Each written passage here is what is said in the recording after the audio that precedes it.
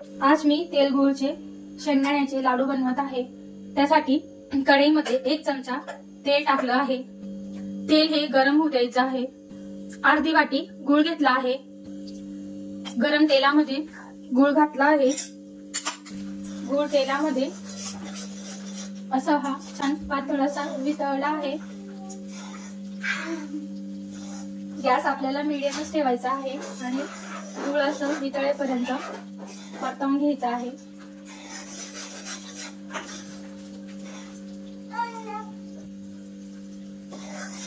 गूळ वितळला आहे, त्यामध्ये 1 वाटी शेंगदाण्याचं कूट आहे, ते घालूया।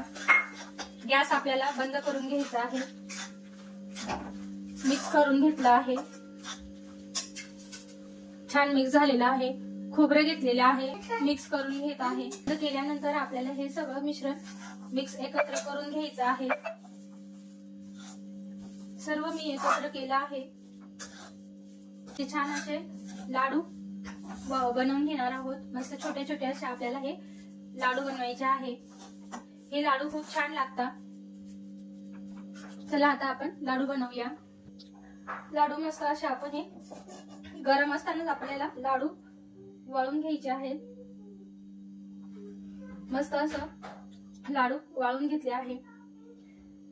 शेंगदाण्याचं कूटला तेल सुटत असतं, म्हणून आपल्याला तेल फक्त थोडंच तेल वापरायचं आहे।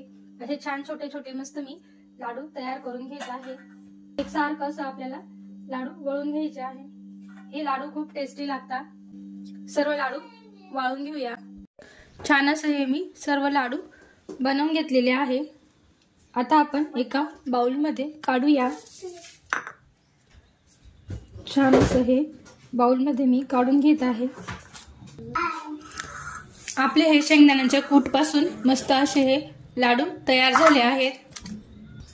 सॉफ्ट तयार होतात, एकदम छान। वाव, एकदम छान। आणि तुम्ही खाल्ल्याने खाल्ले तर खूप टेस्टी लागतात हे लाडू।